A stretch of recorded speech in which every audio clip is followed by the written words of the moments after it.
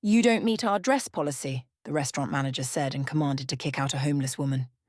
But when he saw the photograph she was holding, he was stunned. The day was starting to come alive when Alice's eyes fluttered open. There was a chill in the air that seeped into her bones and wore her out from inside. She had on a coat, but after 5 years of use, it was worn and dirty. Once a beautiful shade of blue, now a grimy grey. She knew this, but what was she supposed to do when she could barely afford to feed herself? Where would she find money for a new coat? She tugged the tattered coat over her frail frame, shivering when a gust of frigid wind blew in her face, causing her teeth to chatter. In the shadows of this narrow alleyway, it was easy to blend into the burnt brick walls of the houses surrounding her and be forgotten. It had been so long since anyone called her name or even spoke to her. The closest interaction she got with anyone was the people who would toss a few coins into her bowls as they passed. A nickel here, a dollar there. These small moments of kindness were the only way she had survived for the past 10 years since she'd been on the streets. As a 52-year-old homeless woman, the street was unkind to her. Most times, she felt invisible. As if to buttress her point, a man walked past her, threw a nasty, disgusted stare in her direction, and hurried off to work, his briefcase swinging in his hands. Many years ago, she was like that man. Only she never used to wear a frown on her way to work. Her job as a special needs teacher was the best thing in her life, and every day she would wake up eager to see the kids. As a teacher, she loved the kids, and the kids respected her too. This mutual understanding formed the basis of 15 years as a small-town teacher. But one thing about the small-town special needs school was that it was underfunded. There was no budget for anything, and they could hardly afford to pay the teacher's salary, let alone put aside a settlement for them. This funding inability led to understaffing because many teachers could no longer afford to stay out of goodwill. Alice had no husband and no kids, so it was easier for her to stay and live on the stipends paid by the school. The kids depended on her, and she couldn't bear leaving them. Her gaze fell to the torn backpack at her feet. It was her only possession, and she carried it everywhere with her. In it were a few clothes and 6 paper photos. When she lost everything she had years ago, she had saved these pictures because they meant so much to her. Some things were more valuable than money, and the pictures in her bag were one of those things. They were more than pictures. They were memories. Joyful memories that held a special place in her heart. When things got tough, all she had to do was look at these pictures, and she would be fine again. Tears pricked her eyes, and she reached for the backpack and took out the statement. These prints were over 16 years old, a time when she was happy, truly happy. The first print was a group photo of her and her class. She had 12 students in her class, all with different types of disabilities. Over a decade later, she could still name each child individually. For a moment, she wondered about the kids and how they were faring in a world as cruel as this. The world wasn't designed for people with disabilities, and through her years as a teacher, she was always annoyed at how hard it was for her kids to integrate into society. As she always did whenever she looked at the photo, she prayed that they were doing well and that the world was a little nicer to them because they needed it. She sifted through the rest of the photos, smiling through her tears as the memories came rushing back. Memories of her students' happy faces whenever they saw her, their parents talking about how their children started to improve after coming under her tutelage, and memories of students opening up about how she was a safe space. In the last 2 photos, Alice stopped, and her tears became quiet sobs. It was an image of her and Sam, one of her special needs students. She loved all her students equally and never had a favourite, but Sam was very special to her. In a way, he needed so much support and emotional connection from her that she kind of became his mother. He was with her for about 2 years, and in those years, she bonded so tight with him. The first day Sam came into her class, there was a deep sadness in his eyes that she understood. As a special needs teacher, she always saw this in the kids. Sadness and frustration were a regular companion because, in a way, their lives were limited, and it hurt them not to be able to do all the things they wanted. For Sam, there was sadness and then some. It was hopelessness and despair shining in his 9-year-old eyes. It hurt her to look at him, and it hurt even more when he wouldn't look at her, or when he would recoil whenever she went close to him. He was in a wheelchair, and even though there were other physically challenged students in class, he made friends with no one, always preferring to stay on his own. After a week of trying and failing to get close to him, Alice approached the headmaster, who told her his story. Sam wasn't born like that. His condition was brought upon him by a mistake his mother's boyfriend Dylan made. According to the headmaster, Sam's mother Gina was working the night shift. Dylan forgot to close the veranda doors, and Sam, who had a terrible sleepwalking habit, woke up in the dead of the night and fell over. They lived 3 stories up. Sam spent 6 months in the hospital and woke up unable to walk.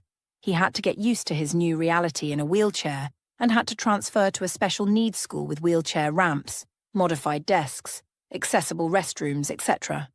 Alice understood that it was hard for a physically fit child to have to transition into disability suddenly, and she tried to give Sam all the space he needed while still being there for him as a friend and teacher.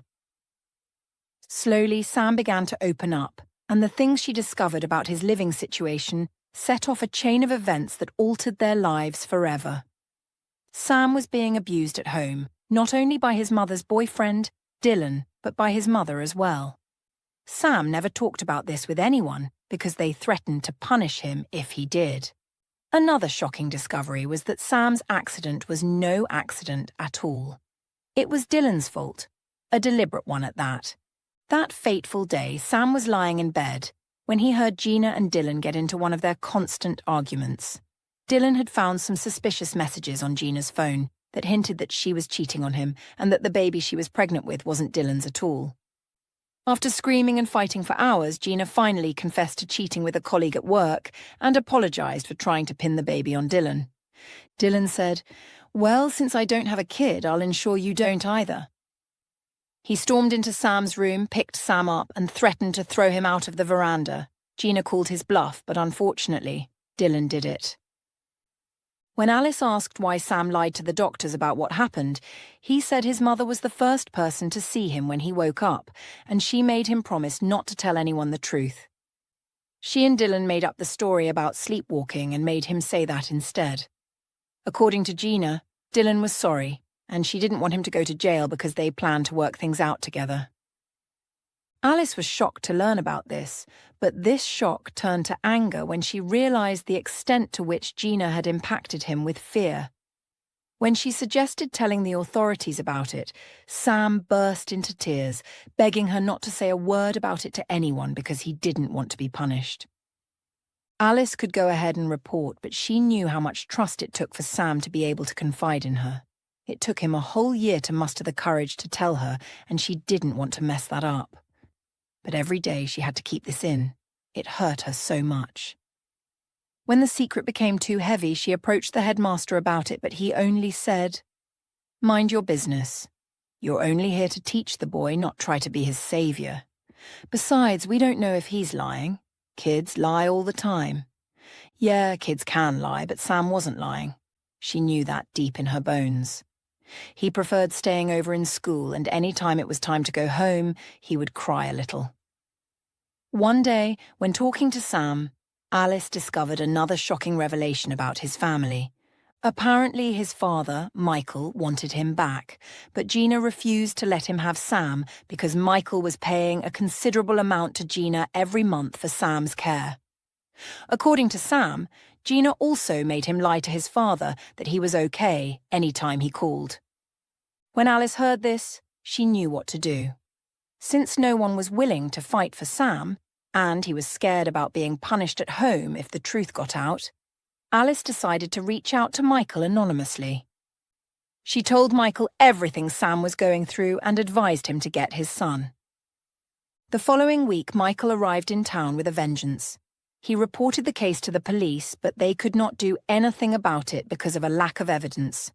He tried to fight, but it was a small town, and the authorities weren't willing to waste time on the case. It was a long, gruesome month for Michael, but he ended up paying off Gina and leaving town with Sam.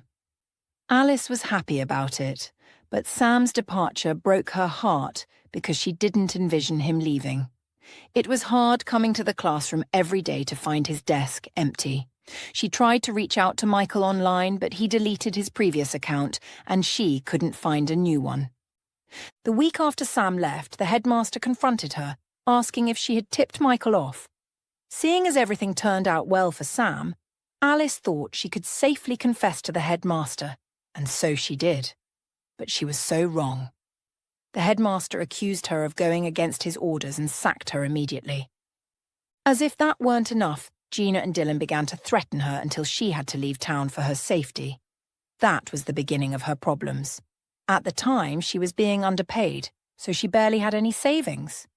The headmaster sacked her unfairly and would not pay her dues or any other form of settlement. When she left town, the real struggle started. She had no university degree, so she couldn't get a good job.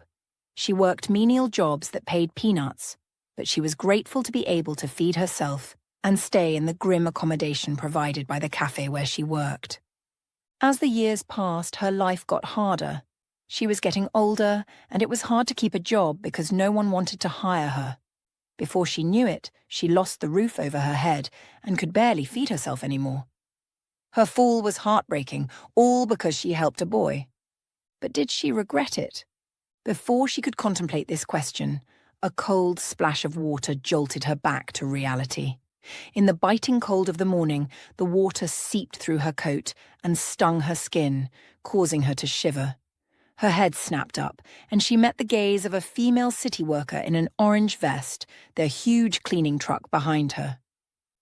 "Why did you do that?" Alice asked, dusting off the film of water on the surface of the photos. Thankfully, the water didn't touch her backpack. "I've been calling for you to pack your things up and leave," the woman growled. "Do you think we have all day?" "But I don't hear you." "Well, now you do." The woman rolled her eyes. "Pack your things and scream, lady. This isn't the place for people without homes. Go find a shelter or something." She turned away. "If you're still here by the time I return, I'm seizing everything you own." Alice watched the woman leave, her body shuddering from the cold. This wasn't her first experience with a city worker, but she was usually quick to pack up and find another location before they arrived. Their trucks were very loud and impossible to miss, but this time she was carried away by the memories of a past she couldn't let go of, and this was the result. The female city worker reached the truck and glanced back, her eyes flashing. "Oh, I know you're still not sitting there. You wait, I'll make you hate me in a bit." Alice wasn't looking to cause any trouble, especially not with a city worker, so she scrambled to her feet, tucked the pictures back in the backpack, and moved. She didn't know where she was headed. All she knew was that she had to find a new alley by nightfall, or she would see just how cruel the street could get. She didn't have any friends, nor did she have anyone to talk to. How could she when she was always on the move? She could never tell how long she would spend in a place because circumstances were new each day. There was no security in her life, nor was there any joy left to share with someone else. Right now, the only thing she looked forward to was her next meal. For now, it was breakfast. She still had about $5 left from the alms she collected yesterday.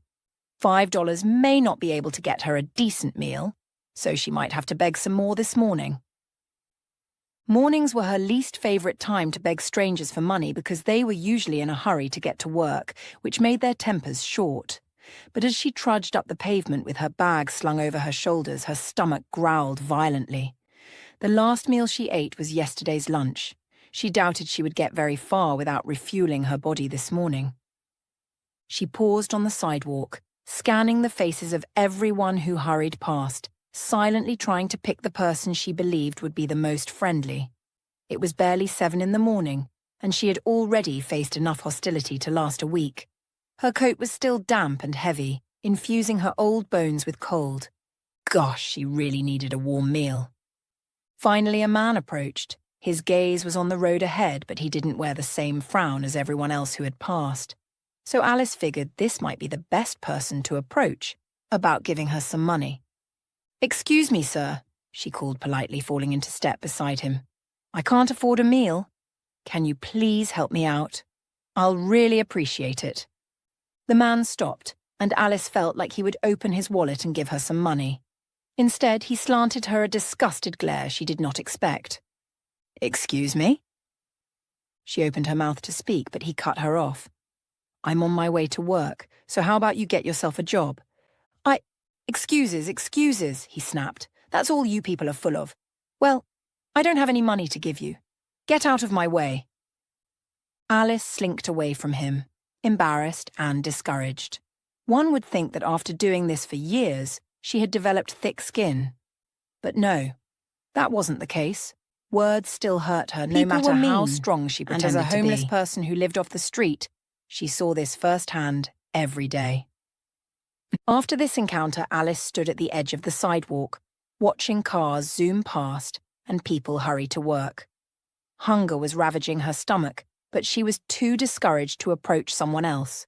She decided to take her $5 into the nearest cafe and buy it she could afford. She started walking again, heading uptown as fast as her legs would carry her. She had just turned sharply into a busy street when the tantalizing smell of food assaulted her. A few feet ahead, she found the restaurant and drifted towards its doors, her mouth watering. It's still too early for any establishment to be packed full of patrons, but there's quite a bit of traffic here. Alice adjusted her bag straps over her shoulders and wandered into the restaurant, looking around the space with her mouth ajar. Even before she reached the counter, she knew that this place would be way above her $5 budget. It was luxurious and refined, not a space for someone like her. Suddenly, a man appeared in front of her, blocking her view of the counter. He had a fake smile on his face. "Good morning, Mom," he greeted. "How may I help you?" Alice frowned. He appeared hospitable on the surface, but she doubted he was going around greeting guests this way. "Good morning. I'm capable of getting to the counter myself." "I'm sure of that." His smile widened. "But I'll save you the trouble. We have a minimum spend of $50. "What? $50? When was the last time I saw a 50? "I'm not sure why you're standing in my way," she answered. "I just want to buy food." "You don't have $50. He shook his head, his gaze raking her body. We also have a dress policy." He cuts her off. "Right now, you don't meet that requirement." Today wasn't Alice's day, and she was getting tired of the insults. "Are you saying I can't buy food because of how I'm dressed?" "That's precisely what I'm saying." He nudged her toward the door. "I'm going to ask you to leave politely. There's a cafe 2 streets away that may be within your budget." Alice gasped incredulously. Okay, maybe she didn't have up to the minimum spend, but he didn't know that. He was judging her based on her appearance, and that wasn't nice at all. She was tired of being looked down on. She noticed they were beginning to garner attention from the few patrons and decided to leave before things escalated. But as she turned to leave, she decided that, for once, she wouldn't be a pushover. "You know what? Your policies are trashy," she said. "If you would judge someone based on their outfits, then you must reevaluate things." He didn't look impressed by her tirade. "Don't make me move you myself." "Oh, you won't." He suddenly grabbed the straps of her backpack to push her out, but it snapped, and the bag fell to the floor with all its contents spilling onto the luxurious floor. The man looked apologetic and crouched to help her pick them back up. Seeing her precious photos spill on the floor, Alice's anger ignited. The man picked up the photos, his eyes trained on the image of her and Sam. He rose slowly, a frown creasing his forehead. "Who is this?" he asked, nodding at Sam. Alice angrily snatched the photo from him. He no longer looked angry or upset, just confused. "Please tell me who that is." "None of your business." She turned to leave, but he called. "Mom, you're forgetting this." She whirled to see him holding up her ID card, and she snatched it before storming out of the restaurant with her ego bruised and stomach still empty. "Sir, you called?" Sam ignored his manager's voice behind him for a few seconds while enjoying the fantastic view outside his office window. This view was breathtaking, and it was one of the reasons he loved coming to the office. He could stay here and watch the city live all day, but work called, and he had to get to it. He walked away from the window and towards the desk.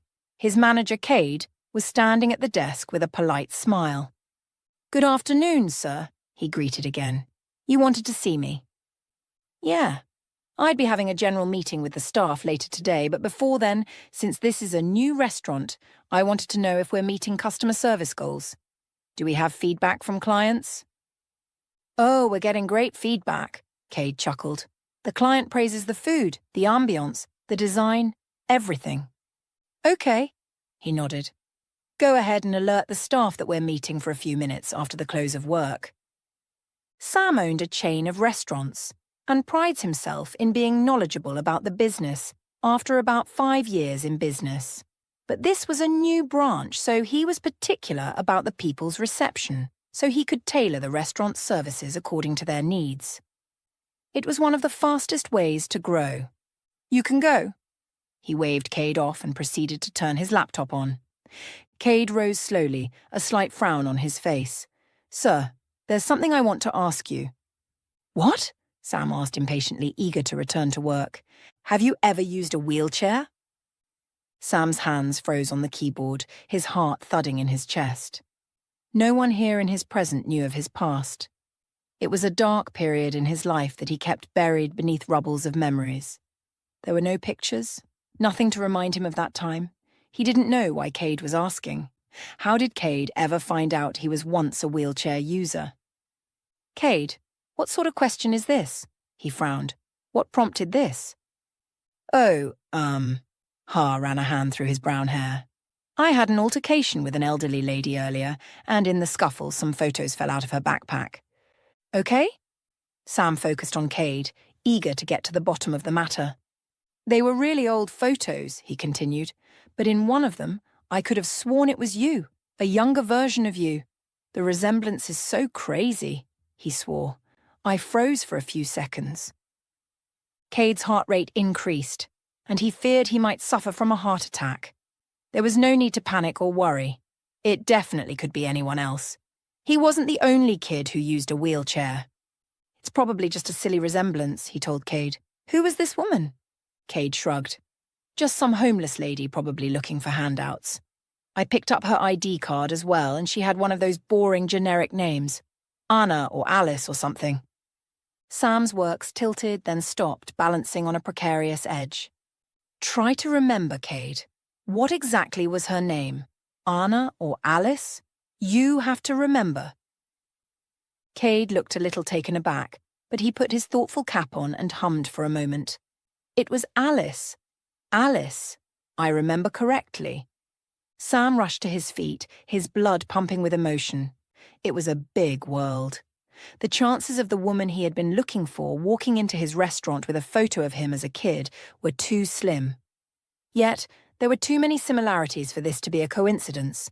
His beloved teacher was also named Alice. Cade frowned. "Did I say something wrong? What's the problem?" "What else can you remember from the picture?" he asked desperately. "Think, Cade. Think. Think." Cade's frown deepened. "The wheelchair was kinda cute," he said. "It was blue. The teacher had curly brown hair and—" "Where's this woman?" Sam didn't need to hear anymore. He remembered how upset he was with the blue wheelchair his mother and Dylan bought him after his 6-month hospital stay at 9 years old. He had told them he wanted black, but they went ahead and bought blue for jokes, then called him ungrateful when he didn't appreciate it. She's long gone," Cade said. "Find her," Sam growled. "Immediately, go!" Cade rushed out of the room in alarm, and Sam paced to the window.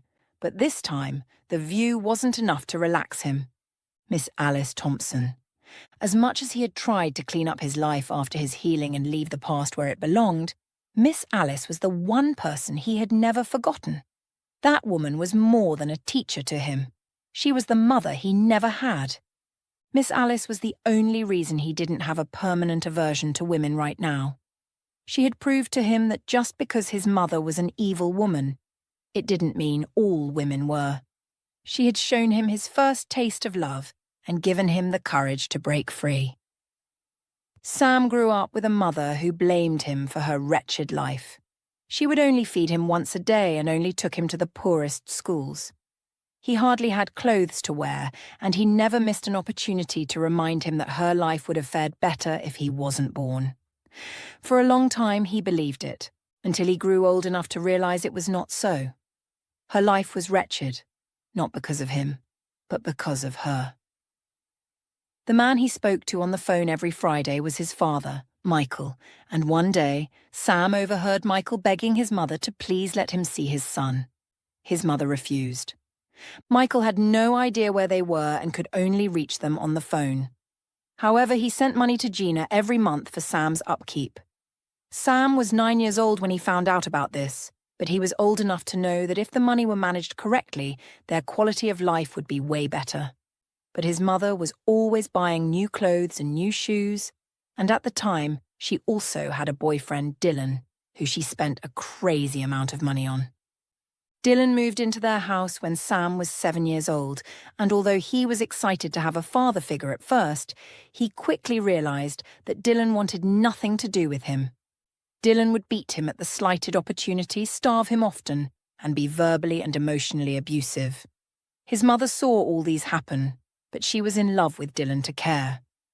Soon his home became a living hell. He couldn't tell anyone because Dylan threatened to punish him if he did, so he was constantly having to lie and make up stuff to explain the bruises on his body. But when you lived in an impoverished town like the one he grew up in, people didn't really care that much, so no one asked. One day, he had just returned from school and was working on a class assignment when his mother and Dylan started arguing. He was used to it. They fought all the time. But this time, it was a little violent. His mother was pregnant and Sam wanted to help, but he feared going against Dylan. He was still contemplating this when Dylan burst into his room and grabbed him by his shirt. Sam remembered how terrified he was. That day was such a nightmare. Even as a 27-year-old adult, he still had vivid dreams of that day and would wake up sweating. He had been to therapy, but nothing seemed to work. Dylan had threatened his mother to throw him off the veranda, and Sam remembered begging his mom to save him. She had always watched Dylan abuse him without a word, but on this day Sam begged her to do something. But it seemed like she didn't believe Dylan could actually do it. Instead of trying to save him, she continued arguing with Dylan. A painful memory of Sam flying through the air came to mind, and he grabbed the edge of his desk, his face scrunched in pain. He sailed through the hair and hit the ground with a thud. He didn't remember having any pain. He didn't remember anything at all. It was like he lost consciousness before hitting the ground. But when he woke up in the hospital, that was when the real pain started, coupled with the fact that he could no longer do all the things he loved because he used a wheelchair. Dylan didn't show remorse, and neither did his mother. Instead, they threatened him again, and he had to lie to the doctor about what happened. It was during this dark period in his life that he met Miss Alice. She was warm and sweet, a far cry from his mother. It took him forever to open up to her, but she never gave up on him. She was always there, guiding and comforting him while being a friend and teacher. When he finally opened up to her, he saw the anger in her eyes. Still, she kept her promise and kept it a secret. But somehow, his father found out about the abuse he was going through and appeared one day like a messiah. He said an anonymous person had tipped him off and sent an address. Sam had a feeling it was Miss Alice, but he never had the chance to ask her. Sam's father could not get him justice, but he got him off his mother's hand by paying her off with a huge sum. All his 9 years of life, Sam was made to believe his father didn't want him. But he quickly discovered that was a lie. His father loved him so much, and it was only because of his father that he could get his life back on track. Michael wasn't rich, but he spent thousands of dollars on physical therapy and neurorehabilitation, which was why Sam could walk today. He would never take his father for granted, but Miss Alice was the glue that held him together for so long. After college, he had tried to find her, but it felt like she had fallen off the surface of the earth. The school said she left a long while ago and no one knew where to find her. Until today. Sam slowly lowered himself back onto his seat while praying that it was really Miss Alice that Cade saw. He would be so disappointed if Cade found the woman and she wasn't his beloved teacher. Alice was still furious at the guy who had embarrassed her at the other restaurant, but she was thankful for his recommendation. She was seated in the cafe 2 streets away from that restaurant, with her hunger quenched and a little energy back in her body. The cafe was very affordable and she could get pastries and coffee for $5. Oh, and it tasted amazing. There wasn't a dress policy, and no one tried to ambush her when she walked in. It was an amazing place. After resting for a few minutes, Alice thought it was time to leave. It was almost noon, and she needed to find a place to rest for the night. She grabbed her backpack from the table and turned to the door, only to freeze in shock. Standing at the door was the man who had ambushed her at the restaurant earlier, his gaze roaming the space with urgency. What was he doing here? So Alice was about to look away and hide her head when the man turned and saw her. He breathed a sigh of relief and raced towards us, pushing through the tables and crowd to reach her. Alice's first instinct was to bolt, but she didn't do anything wrong, so she stood her ground. "What do you want from me?" she asked when the man reached her. "I'm so sorry." He looked a lot nicer now. "I've been looking all over for you. I decided to check here because I recommended this cafe during our conversation earlier." "You call that a conversation?" Alice frowned. "You insulted me." When a few of the patrons looked their way, the men sighed. "My name is Cade. I'm the manager of that establishment you—" "I don't care, leave me alone." Alice paused past him and headed out of the cafe, but as soon as she got on the sidewalk, Cade was beside her. "That photo you have, the one with the boy in a wheelchair," he said. "He looks so much like my boss." "Does your boss use a wheelchair?" "No," Cade shook his head. "But—" Alice rolled her eyes. "Whatever you're up to, I'm not the one. I'm already having a terrible day. I don't have time for this." She started to walk away, grateful that he didn't follow her. "I told him about the photos," Cade called, "and he wants to see you. He seemed genuinely interested when I told him your name. You should see the resemblance. It's uncanny and—" "How do you know my name?" Alice whirled to face him. "Your ID card?" Alice sighed. "Look, I'm sorry, but the boy in the photo used to be a student of mine about a decade ago. He uses a wheelchair after having an accident that paralyzed him. Maybe he looks like your boss, but if your boss doesn't use a wheelchair, then it's not him." Cade frowned. "What's the name of the boy in the photo?" Alice contemplated for a moment, then realized there was no harm in telling him the name. "Sam. That's his name." Cade blanched, his eyes widening in his face. "That's my boss's name," he whispered. "Sam Winston. That's his name." "Take me to him." Alice rushed back to Cade, urgently grabbing his shirt. "Please, take me to him." Sam Winston. She would never forget his name. As she followed Cade back towards the restaurant, she knew that this would either be the most joyous day of her life or the most disappointing one. There was no in-between. No day went by that she didn't think about Sam. If this were him, she would be the happiest woman on earth. If it weren't, well, she would go right back to having the shittiest day. They arrived at the restaurant, and Cade led her toward the back door, where they took an elevator to the first floor. They finally arrived in front of an office where Cade stopped and looked at her. "You can go in. He's in there." "Okay, thank you." He smiled and walked away, leaving her all alone at the door. Alice took a deep breath and twisted the knob, pushing the door open. A young man was sitting at the desk wearing an expensive black suit. He looked up at Alice and her body froze. Turns out today may not end up as a shitty day after all, because even though it's been 10 years since she's seen him last, Alice would recognize Sam anywhere. He hadn't changed much, only his eyes. It was the same bright blue colour, but the sadness and hopelessness was gone. Alice was happy to note that. Slowly, Sam rose to his feet, his mouth falling open. Time seemed to warp and contract between them as they stared at each other in shock. Alice couldn't believe that this was happening. She had stumbled into a restaurant that was clearly above her budget, and found Sam instead. "Miss Alice," Sam whispered, and his voice broke the ice. "Yes." Alice chuckled and raced across the office towards him. He met her halfway and lifted her into his arms, embracing her tightly.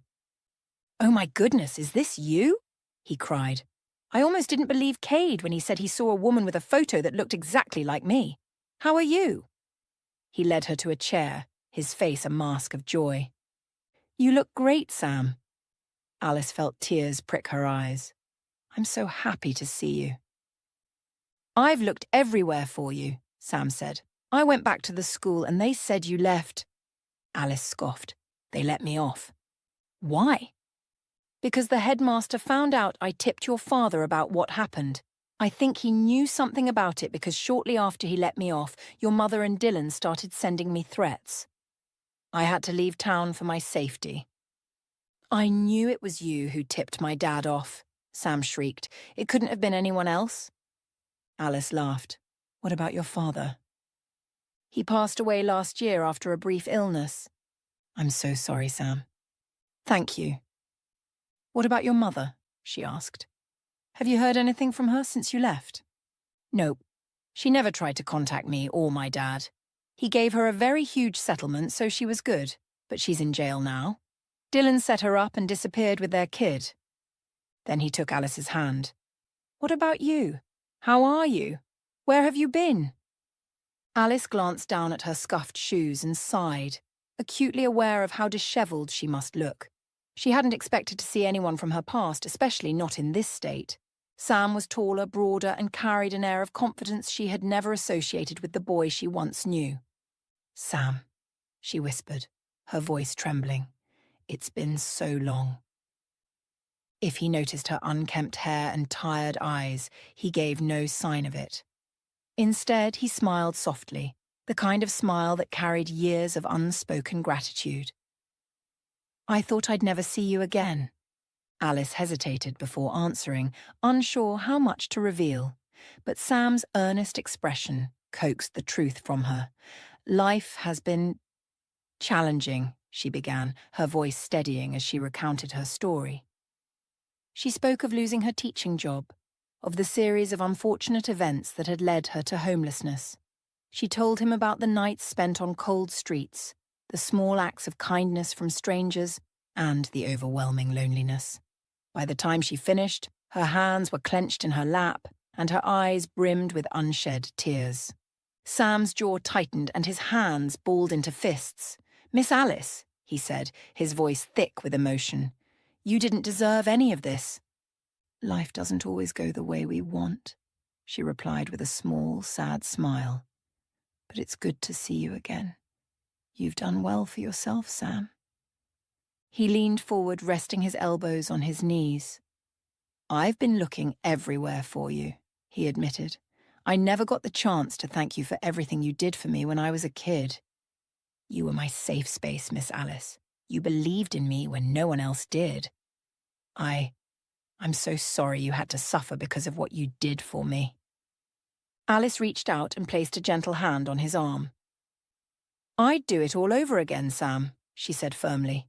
Sam nodded, his throat working as he struggled to contain his emotions. "I know," he said finally, "and it's time for me to repay that favour." Alice tilted her head, curiosity flickering in her tired eyes. "What do you mean?" "I'm in the process of building a special needs school," he said, his voice growing steadier with conviction. "You remember how underfunded our school was, how hard it was for kids like me to get the support we needed. I want to change that. I want to give kids a better life than I had. But I can't do it alone." He turned to face her fully, his gaze piercing. "Would you work with me? I need a head teacher, and I can't think of anyone better suited for the job." Alice's breath caught. For a moment she was speechless, her mind racing. She had dreamed of teaching again, but life had made her think that chapter was closed forever. And now here was Sam, offering her a chance to reclaim her purpose. A slow, radiant smile spread across her face. "Yes," she exclaimed, her laughter breaking through her usual restraint. "I'd love to." Sam grinned, relief and joy evident in his expression. "You have no idea how much this means to me, to us. We'll do this together, Miss Alice. We'll make a difference." Alice stared at Sam in disbelief as he shut his laptop and rose to his feet, the energy in the room shifting as if a new chapter of her life was being written right before her eyes. "Since you don't have a place to stay, you can stay with me," he said with a calm certainty, as though it were the most natural thing in the world. "I have plenty of rooms, and there's staff to take care of anything you need. Come on, let's go." Her mouth opened to protest, but no words came out. Instead, she nodded numbly, her mind racing to keep up with this turn of events. She'd woken up in an alleyway that morning, shivering and soaked after someone had unceremoniously dumped a bucket of water on her to make her leave. And now, here she was being offered a roof over her head, a purpose, and a chance to rebuild her life. It felt like a dream. Sam walked around the desk and grabbed his jacket, the effortless grace of his movements catching her attention. She blinked, a question forming in her mind. "How can you walk again?" she blurted out, unable to suppress her curiosity. "I thought it was a permanent disability." Sam paused, his hand lingering on the back of the chair as he turned to her with a small smile. "So did my dad and I. For years we believed it was. But then we met a doctor who gave us hope. It took 4 years of intense and painful physical therapy, and there were days I thought I'd never make it. But here I am." He straightened up, his voice filled with gratitude. "Every day, I'm thankful for this miracle." Alice couldn't help but smile. She had spent so long doubting the existence of miracles, convinced that life was nothing but a series of harsh realities. But now, standing in front of Sam, she felt her faith being restored. "Finding you like this," she said softly, "feels like a miracle too, not a coincidence. I'm grateful to God for making it happen." Sam's grin widened as he reached out and gently grabbed her arm, his playfulness a stark contrast to the gravity of their conversation. "Come on, Miss Alice, let's get moving." Alice sat in the passenger seat of Sam's sleek car, her nerves and excitement mingling as the city lights blurred past. It had been years since she'd ridden in anything but a crowded bus or the back of a stranger's truck, and the warmth of the car's interior felt like a luxury she wasn't sure she deserved.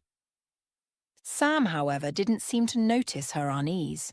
He chatted as he drove, telling her stories about his journey, his struggles, and the vision he had for the school. "I've already got most of the funding," he said, his voice animated. "We're in the final stages of construction, and we'll open in a few months. The kids we're going to help, Alice. They're going to get the kind of support we only dreamed about as kids. And with you there, they'll have someone who truly understands them." Alice glanced at him, her heart swelling with gratitude and admiration. "You've done so much, Sam. I still can't believe all of this. The school, your recovery, finding me. It's overwhelming." He glanced at her briefly, his expression softening. "I couldn't have done any of it without the lessons you taught me. You believed in me when no one else did. You showed me what it meant to fight for someone. Now it's my turn to fight for you." After a few blocks, Sam checked his phone. "We need to make a quick stop before we head home." "A stop?" she echoed, frowning as she let him guide her toward the door. "Where?" "A clothing store," he said, laughing at her confusion. Alice blinked. "A clothing store? Why would we go there?" Sam chuckled as he held the door open for her. "Oh, we're just getting started. You have no idea how long I've been praying to find you, Alice. You changed my life in ways I can never repay, but I'm going to try anyway. And that starts now. Get ready, because I'm going to spoil you." She laughed despite herself, the sound surprising her as it echoed in the quiet hallway. For the first time in years, she allowed herself to feel something she thought she'd lost forever. Hope. They pulled up outside a brightly lit boutique. The elegant sign above the door read, Sophia's Creations. Alice hesitated as Sam opened her door and offered her his hand. Sam, I don't think... Nope, he interrupted, grinning. Not another word. You deserve this, Alice. Let me do this for you. Inside, the store's warm light reflected off racks of beautiful dresses, coats, and accessories. A cheerful woman approached them, her smile widening when she recognized Sam. Mr. Winston. So good to see you again, she said warmly. And who's this? This is Alice, Sam said proudly. She's going to be the head teacher at my school. We need to get her outfitted for her new role. Alice blushed, feeling out of place among the sparkling displays and elegant decor. But as the woman led her towards the fitting rooms and Sam's encouragement echoed in her ears, she began to let go of her self-doubt. Hours later, they left the boutique with several bags of clothing. Alice wore a soft navy coat Sam had insisted she try, its warmth cocooning her against the chilly night air. She felt lighter, almost like she'd stepped into someone else's life. When they arrived at Sam's house, Alice couldn't suppress a gasp. The sprawling home was nothing short of breathtaking, with a wide porch, glowing windows, and a manicured garden. Sam grinned at her reaction. It's not just a house, Alice. It's a home. For both of us now. Inside, a staff member greeted them warmly, taking their bags as Sam led Alice to her room. It was spacious and beautifully decorated, with soft linens and a view of the garden. Alice ran her fingers over the bedspread, tears welling in her eyes. Sam, I don't know how to thank you, she whispered. You don't have to, he said gently, standing in the doorway. Just promise me one thing. She turned to him, nodding. Anything. Don't ever doubt your worth again. You've always been extraordinary, Alice. It's time the world sees that. Alice smiled, wiping her tears. I promise. As the days turned into weeks, Alice embraced her new life with determination and joy.